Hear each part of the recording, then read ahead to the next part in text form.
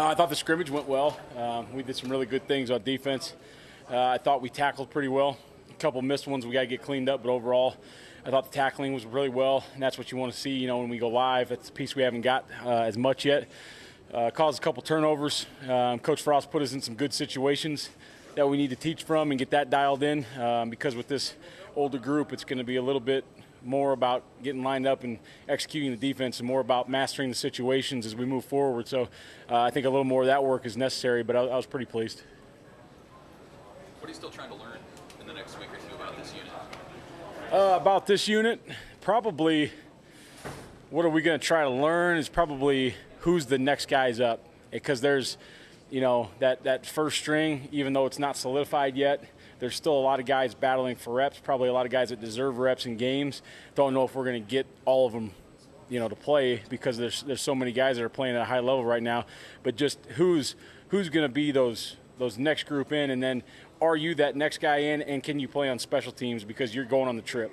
You said before that the nose tackling this defense has to be the heavyweight champ of the world.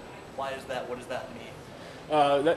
When we're playing against big people and we're in 3-4 spacing, that guy's responsible for two A gaps a lot of times, and he's got to really control that center. So that's got to be a man there, and he's got to understand. He's kind of like the center on offense. His name's not going to get in the paper a whole bunch, but he's going to really help the team.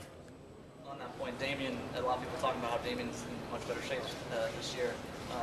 How do you balance trying to make those types of players more mobile, but also ensure that they can still take up that space and command those four hands that they need to command?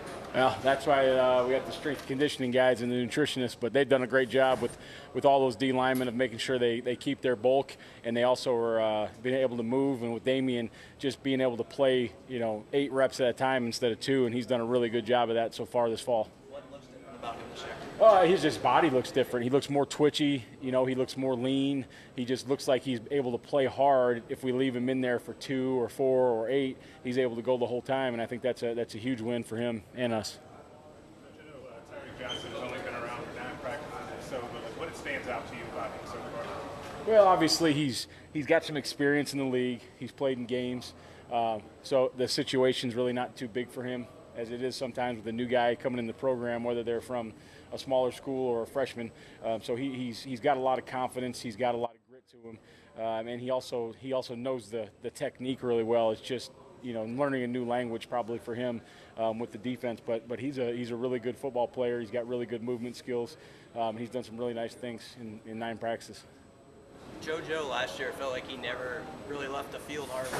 Did you want the sort of same workload on him, or with a longer season, are you trying to give him some breaks? Yeah, I think with the longer season, it's going to be hard for him to have that workload.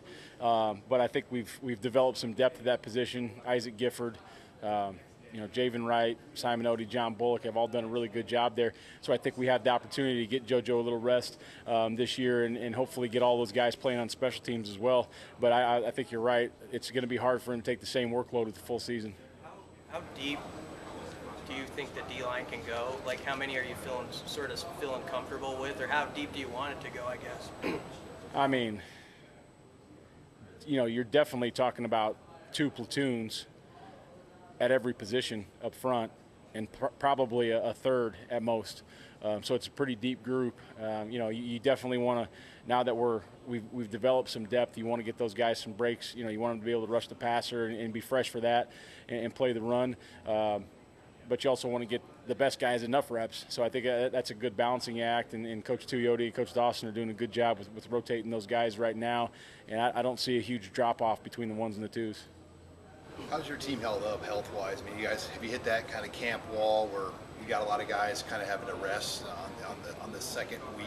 You know what? We haven't had a bunch of guys that have had to rest. Guys get nicked up here and there, and maybe if they get nicked up and they're a vet that's proving themselves, all that kind of things, maybe you shut it down for that day to keep it from getting into something worse. But there hasn't been a lot of guys where we've had to just say, hey, he needs 2 days down or anything like that. I think these guys have done a nice job of taking care of their bodies and getting ready to roll the next day.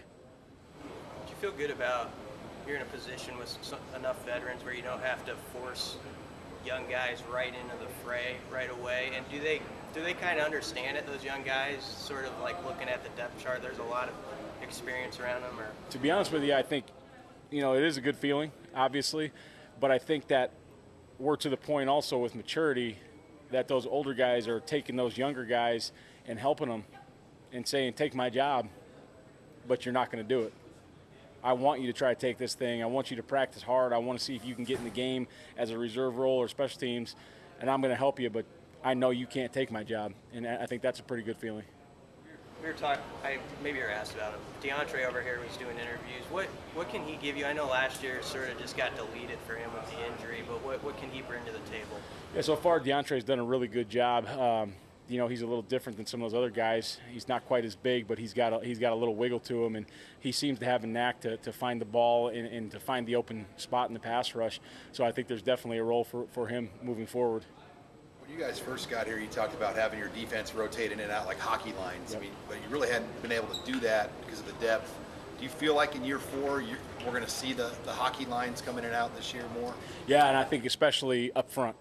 Especially up front, outside backers, D-line, inside backers are going to roll, whether that's 4 guys or 3 guys, but you're going to see those guys roll. The DBs has always been a little different story. I think you're going to see those guys get subbed in and out, but that's really not as much of a hockey rotation there because it's so important for those guys to make calls back there.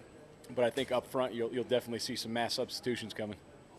For those 7 front spots, would it be like 12, 14, 16? Like, what's the number that you could rotate in for those 7 spots if you had your way right now? Number of guys? Yeah. You feel like you're 14 deep, 16 deep, 18 deep? Yeah, for those 7 spots, I definitely think that there's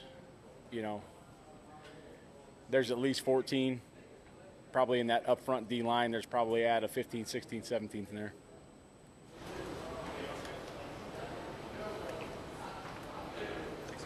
Thanks, Coach. Appreciate it.